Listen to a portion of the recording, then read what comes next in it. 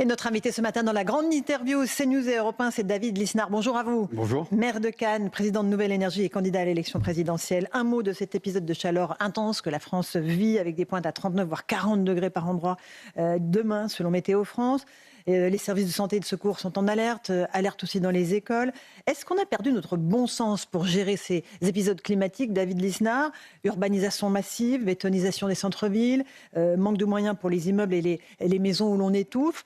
Ou est-ce que justement c'est une question d'argent? Est-ce qu'il faut faire un grand plan pour que toutes ces écoles soient, comme vous l'avez fait à Cannes, des endroits de fraîcheur? Les deux sont liés, c'est-à-dire qu'on a perdu le bon sens en général, de toute façon. Et effectivement, il faut s'adapter à ces conditions climatiques. Ce qui passe par des plans fraîcheur, c'est-à-dire désimperméabiliser les sols, réparer ce qui a été fait au 19e et au 20e siècle. C'est faisable? Oui, mais ça prend du temps. Ça prend du temps. C'est pareil. Vous voyez les centres-villes? C'est pareil pour la lutte contre les inondations. Donc c'est faisable, ça se fait progressivement. On plante des arbres moi je vois beaucoup de communes en France, je sillonne le pays où les maires ont pris le dossier à bras le corps. Après c'est une question de moyens. On nous restreint les moyens, on nous augmente les obligations, donc il y a forcément un hiatus. C'est une salle climatisée, pas toutes les salles, mais une salle climatisée, ce qui ne pose pas de problème puisqu'on a une électricité surabondante et décarbonée en France, grâce au nucléaire et à l'hydroélectrique. Donc il n'y a pas de souci là-dessus. Donc il faut évidemment installer des climatiseurs. Partout, c'est une salle plus fraîche que les autres. Et moi je le vois quand on a des seuils de chaleur élevés, eh bien les élèves se regroupent. C'est souvent la salle du réfectoire parce qu'on peut y accueillir plusieurs classes et on doit tenir la classe. On doit surtout ne pas interrompre l'école. Mais vous savez, on étouffe. Vous savez combien fait de pages la notice thermique que l'on reçoit quand on est maire pour construire une école? Allez-y. Désormais 3800 pages. Alors vous voyez, on étouffe surtout sous la bureaucratie en France. C'est ça qui nous étouffe avant tout et qui nous fait perdre de l'argent, du temps, des moyens et qui expose à la surchaleur comme parfois au surfroid. David Lisnard, hier Emmanuel Macron a vanté l'électrification du pays. Il appelle à une mobilisation collective. Bon, c'est bien, après 2 mandats, de lancer voilà, ce type de grandes idées. Vous avez répondu à ma place. Voilà, mais c'est aussi une nécessité. Il faut aller évidemment vers cela. Oui, très bien. Et c'est vrai qu'on est en Très 2026. bien. Mais c'est les mêmes que l'on retrouve d'ailleurs à l'élection présidentielle. Et je vous remercie d'avoir rappelé que j'étais candidat. J'invite tous vos collègues à faire de même. Pourquoi on oublie de le dire? Oui, ça arrive de temps en temps. Mais, voilà, mais qu'un maire, qu'une voix du terrain puisse se faire entendre, ça peut heurter les conformistes. Mais si vous voulez, ce sont les mêmes, Emmanuel Macron et les autres, qui se vantaient aussi de fermer Fessenheim. Ce sont les mêmes qui annonçaient la fermeture de 14 réacteurs nucléaires. Ce sont les mêmes qui aujourd'hui annoncent la relance du nucléaire, très bien, mais qui ne reviennent pas sur la primauté des énergies dites renouvelables dans l'architecture électrique du pays, ce qui se fait au détriment du parc nucléaire, au détriment de la compétitivité de notre électricité. Donc on coupe tout ce qui est le financement de l'éolien? Alors, on laisse... C'est ce que propose le RN. D'abord, ce qu'il faut, c'est toujours comparer le coût-avantage. Quelle est l'électricité la plus abondante, la plus pilotable, la plus fiable, la moins chère? Aujourd'hui, nucléaire et hydroélectrique. Ensuite, il faut permettre aux initiatives locales. Moi, je mets des panneaux solaires sur beaucoup d'équipements. Et ça, ce sont des petites autoconsommations, soit individuelles, soit collectives, qui ont beaucoup de sens et de pertinence. Mais l'architecture globale électrique, celle qui est connectée au reste de l'Europe, elle doit être assise sur un élément fiable qui a fait la grandeur et la fierté de la France, qui est l'électronucléaire et qui est l'hydroélectrique. Donc, le en même temps, ça ne marche pas. Parce que le en même temps, ça crée une énergie intermittente et qui se fait au détriment de la performance. C'est pour ça qu'aussi, il faut changer de gouvernance. Et il y a aussi notre dépendance aux hydrocarbures. On le voit, et avec la crise des carburants, les Français y sont confrontés tous les jours. Est-ce qu'il y a des solutions, là encore? C'est toujours pareil. C'est-à-dire que ceux qui vous proposent des solutions, soit de chèques, pour les habitants, soit de baisse fiscale. Moi, je suis pour la baisse de la fiscalité, je pense au RN, mais sauf qu'ils n'ont pas de vrai plan de baisse de dépenses. Et vous proposez quoi? La baisse de la TVA? Mais il faudra... Non, ce n'est pas la baisse de la TVA. Baisse des taxes. J'ai proposé depuis le début, le premier, la baisse des C3E. J'ai vu que ça avait été repris par Michel-Édouard Leclerc et par d'autres partis, dont le RN. Très bien. Cette taxe qui permet la transition énergétique. Parce que ça n'a pas d'incidence budgétaire. En fait, ça n'entre pas dans la dépense publique, même si c'est un prélèvement obligatoire. Donc ça, on peut le faire tout de suite. C'est 17 centimes de baisse. Mais le problème, il n'est pas là. C'est que ces gens-là sont en apnée. Ils sont tous étatistes. À chaque crise, ils vous promettent des choses qui ne sont pas finançables ou qui sont financées par nos enfants. Parce que pendant qu'ils parlent de cela, baisser la dette, baisser la fiscalité, la France va emprunter 310 milliards d'euros sur les marchés, c'est-à-dire plus que pendant le pic Covid, et toutes nos lâchetés, nos facilités présentes, eh bien, on les fera payer par nos enfants et nos petits-enfants. Nos lâchetés sur la retraite, nos lâchetés sur le système social. L'État-providence ne peut plus fonctionner. On ne fait plus assez d'enfants, il n'y a plus assez de cotisants, et on ne fait plus de productivité. Donc, il faut une véritable rupture, et c'est ce que je propose avec Nouvelle Énergie. Mais David Lisnard, quand vous proposez de supprimer la C3E, comme vous le dites, est-ce que ce n'est pas sacrifier la transition énergétique, l'avenir de la transition écologique et grever nos dépenses publiques? Surtout pas, parce que localement, on est bourré d'initiatives. On est en train de faire dans ma commune la plus grande centrale d'énergie marine enterrée. Il y en a une autre qui va se faire à Marseille. Je vois plein de communes, des initiatives. Laissez libérer les choses, laissez-les faire. Mais en revanche, il faut bien trancher. Quand vous faites un plein, moi je l'ai fait à 2,10 €, enfin, pour beaucoup de Français, c'est insoutenable. Donc, s'il y a une mesure immédiate à prendre, outre des mesures individuelles à certaines professions, dont les pêcheurs, qui sont très impactés, eh bien, c'est évidemment une mesure provisoire de suspension de ce qui est secondaire sur le plan environnemental. Parce qu'il faut comprendre que si on veut décarboner, lutter contre la part humaine du réchauffement climatique, c'est l'énergie qui compte. C'est la production d'une énergie, on en revient à l'électrification. L'isolation, c'est sympa, mais c'est beaucoup moins important. Toutes les études l'ont montré, ça a beaucoup moins d'impact. Donc, diriger, c'est trancher. Et moi, enfin voilà, c'est ce que l'on fait dans une entreprise, c'est ce que je fais dans une mairie, c'est ce qu'il faut faire au niveau de l'État. David Lisnard, vous êtes un libéral, vous vous revendiquez comme tel. Je ne sais pas si vous comparez à Javier Milei en Argentine. Où est-ce qu'il faut couper dans la dépense publique? Je préfère comparer à RUEF avec De Gaulle en 58. Vous avez raison. Et c'est beaucoup en 58 en France, vous voyez. Français. Voilà. Mais où est-ce qu'on coupe dans la dépense publique? Qu'est-ce que vous proposez? Est-ce que vous proposez du sang et des larmes aux Français? Non, je propose d'augmenter le salaire net. Alors, d'autres le reprennent d'ailleurs maintenant, sauf qu'ils ne disent pas ce qu'ils vont déréguler et ce qu'ils vont baisser. Nous le disons avec Nouvelle Énergie, 80 milliards dès la première année, un objectif de 200 milliards sur le quinquennat. En fait, il faudrait avoir 300 milliards de baisse des dépenses, qui serait très raisonnable. Parce que ça veut dire qu'on serait à 50% de la richesse produite dépensée par la puissance publique. On serait toujours l'un des pays qui dépense le plus d'argent public. Il faut bien comprendre que plus on a dépensé d'argent public, moins on a eu d'infirmiers aux urgences, moins on a de policiers dans les rues, moins on a de magistrats. C'est tout le paradoxe que j'essaie de faire comprendre. Et pour redonner des services publics de proximité et du pouvoir d'achat aux Français, il faut cotiser moins pour gagner plus. Pour cotiser moins, on va commencer par, dans les 1200 agences de l'État et organismes de l'État qui ont été créés depuis 20 ans, qui ont recruté 850 000 agents de la fonction publique, qui dépensent 100 milliards par an. Un objectif, dès la première année, de baisse de 30%, c'est 30 milliards d'économies. Aujourd'hui, la population française représente 0,9% de la planète. Les dépenses sociales en France, c'est 5% de toutes les dépenses sociales mondiales. C'est un tiers du PIB. On doit faire 10% d'économies dans ces 990 milliards de dépenses sociales. On ne doit plus attribuer des allocations à des gens qui n'ont pas contribué et qui viennent de l'étranger. Pourquoi sommes-nous masochistes au point d'importer de la pauvreté et de financer avec l'argent de nos enfants de la pauvreté que l'on importe? Il faut évidemment s'attaquer aux retraites, mettre en place une retraite par capitalisation obligatoire, ne plus indexer les autres retraites, parce qu'aujourd'hui, on dépouille les actifs au profit des inactifs. Donc tout cela, on le documente, et c'est ce qui va permettre de retrouver de l'espoir. C'est ce qui va permettre de retrouver des services publics efficaces. Et vous voyez, si on arrive à ces 200 milliards, on en rend 60% aux Français, 120 milliards. Ça veut dire que pour un salaire pas loin, un peu en dessous du salaire médian à 2 000 €, eh bien on gagne 200 € net de plus par mois. C'est ça qu'il faut faire. Il faut rendre le travail et l'investissement beaucoup plus attractifs et compétitifs. Et sans doute l'un des pays d'Europe où les salaires réels baissent le plus. Bien sûr. Quand on se compare à la Pologne, et on a le record du monde des impôts, des charges. Voilà, on gagne moins bien que les Polonais. Voilà, donc il faut dépenser moins pour cotiser moins, pour gagner plus. C'est une vraie révolution, mais ça va être une source de progrès. Ça ne sera pas du sang et des larmes. Il faut juste un peu de courage politique et de cohérence.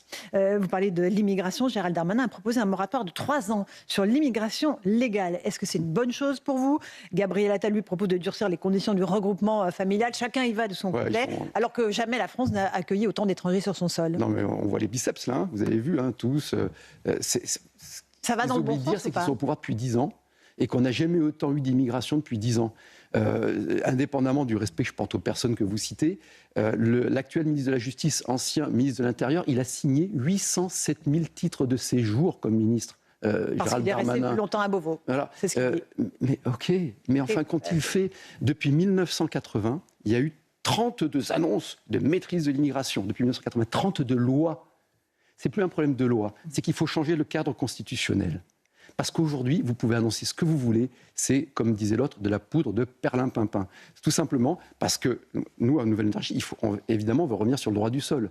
Évidemment, il faut de l'immigration. Mais une immigration il y a un référendum, David Lisnard ? Mais vous savez, plein d'immigrés, moi, sont d'accord avec nous. Ils nous disent, mais nous, on est venus en France pour des bonnes raisons. On veut que la France, elle soit tenue. Donc, il faut de l'immigration, mais il faut diviser au moins entre 5 et 8, selon les chiffres, l'immigration légale, pas la mettre à zéro. C'est pour ça que ça me fait moratoire. Ça ne marchera pas. Mais il ne tient pas une semaine. Parce que la Cour européenne des droits de l'homme, le Conseil d'État, le Conseil constitutionnel, vous dire merci monsieur, vous avez fait votre effet d'annonce, et puis on va continuer. Plus on nous annonce ce genre de choses, plus il y a d'immigrés légaux et illégaux. Donc il faut évidemment élargir l'article 11 de la Constitution.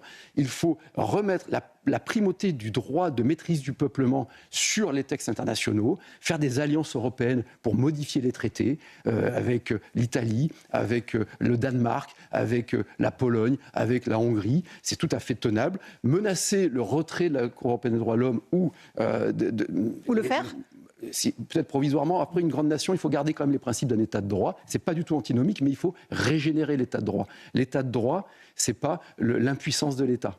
Ça doit être tout simplement l'équilibre entre des droits naturels, le respect de la dignité de la personne et la possibilité pour la souveraineté nationale de s'exprimer et d'exercer son autorité. David Lisnard, 2027 est dans toutes les têtes. Il y a une multiplication des candidatures. On le voit à droite, à gauche. Est-ce que ça laisse craindre pour vous un affrontement inéluctable entre le RN et LFI? Il n'est pas inéluctable, mais ça fait longtemps, je l'avais dit ici même, qu'il y a 2 ans, ça fait 2 ans que je prêche pour un quart de finale avant la demi-finale qui est le premier tour, pour une compétition, sans en définir le périmètre, vient qui veut, des gens qui se sentent... Donc une primaire, Oui, une primaire, qui par définition doit être ouverte, autrement c'est un truc interne, Et vote qui veut, vient qui veut.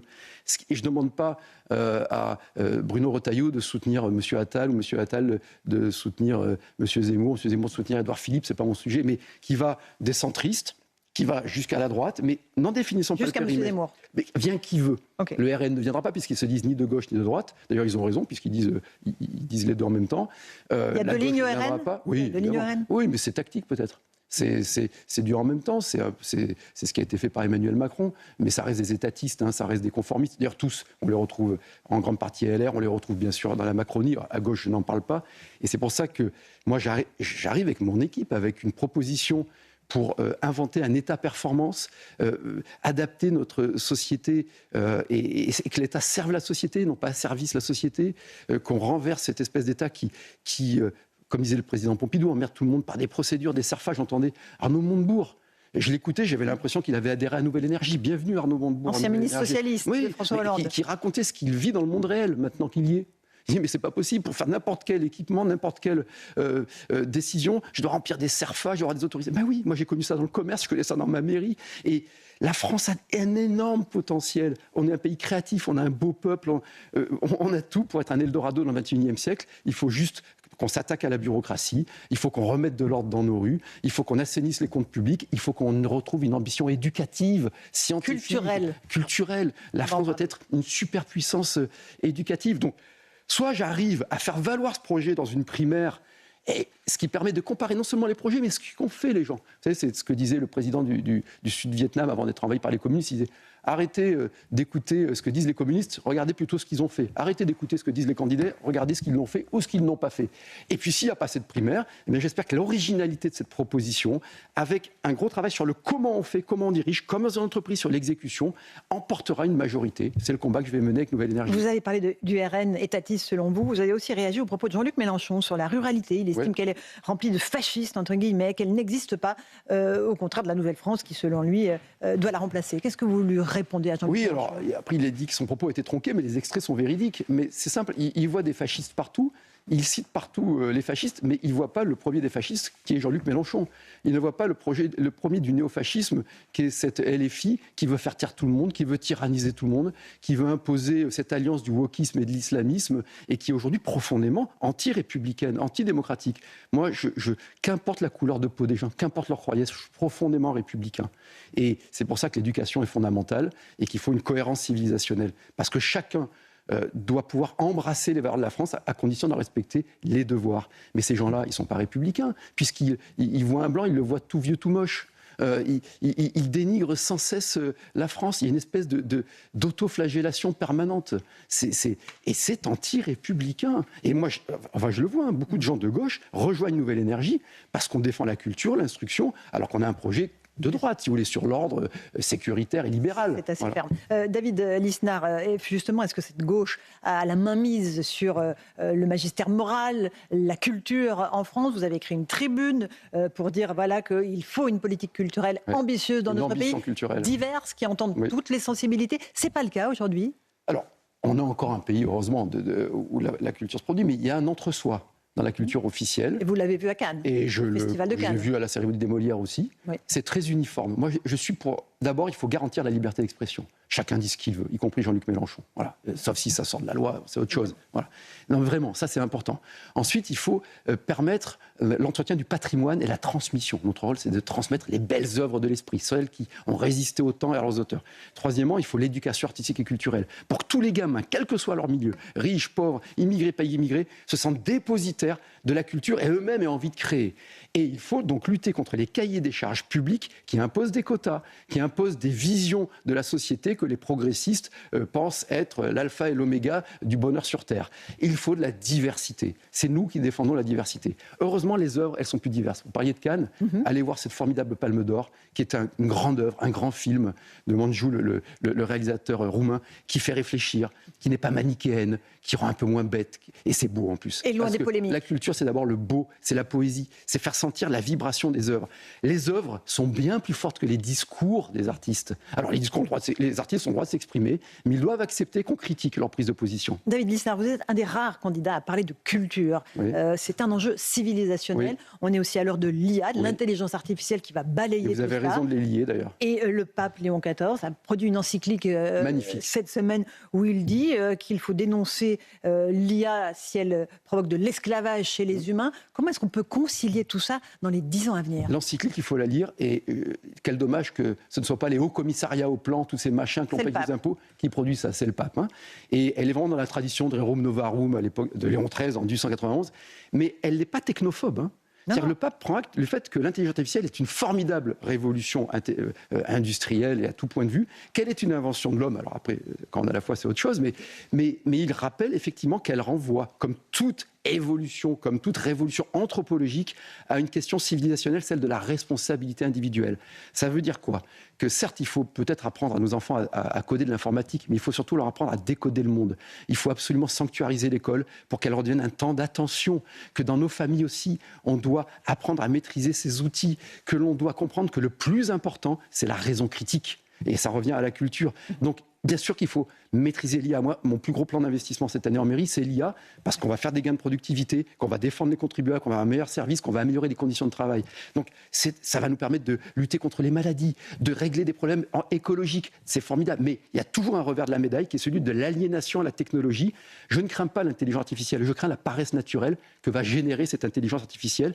On travaille beaucoup là-dessus dans Nouvelle Énergie et dans mon livre qui est toujours en librairie, qui s'appelle « Ainsi va la France », il y a tout un grand chapitre sur comment retrouver une ambition sur l'IA et faire en sorte que la France et l'Europe ne soient plus les colonies des États-Unis et de la Chine et qu'on ait une vraie ambition sur l'intelligence artificielle, sur la quantique. Je visiterai tout à l'heure d'ailleurs des entreprises françaises. 2 entreprises de la tech. Remarquables de la tech. Une sur les exosquelettes et l'autre sur la quantique. Et la France peut jouer sa carte dans Bien ce combat-là. Un dernier mot sur on a du génie en France. Le progrès scientifique, le progrès médical, la GPA, la gestation pour autrui. Vous avez été interpellé par le fait que Gabriel Attal, en vue de la présidentielle, propose cela.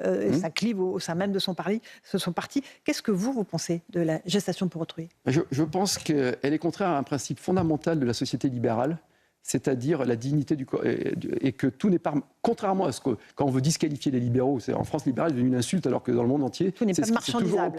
Tout n'est pas marchandisable. Tout n'est pas marchandise. Voilà. Et notamment le corps humain. Et que cette notion de dignité, elle a émergé depuis 2000 ans dans la société judéo-chrétienne, mais elle a émergé juridiquement dans les sociétés libérales, et que le marché doit répondre, c'est le meilleur outil pour répondre au maximum de besoins, et puis qu'il y a quelques exceptions qui renvoient à la souveraineté individuelle qui ne passe pas par la marchandisation du corps. Et en l'occurrence, j'y suis farouchement opposé. Et ça, c'est pour vous un enjeu civilisationnel, une rupture par rapport à Gabriel Attal ? Oui, peut-être, mais surtout, je pense que ça ne devrait pas être un enjeu de la présidentielle. Aujourd'hui, la priorité sur la présidentielle, c'est recréer de la prospérité par la liberté, c'est recréer de la sécurité par l'autorité, c'est recréer de l'unité par l'instruction et la science. Et c'est pourquoi je vais proposer ce projet avec Nouvelle Énergie. Et on va rassembler tous les orphelins de la droite, du centre et de la gauche, tous ceux qui veulent retrouver du réalisme et cette révolution du bon sens que j'appelle pour mon pays. Merci beaucoup, David Lisnard, d'être venu ce matin sur CNews et sur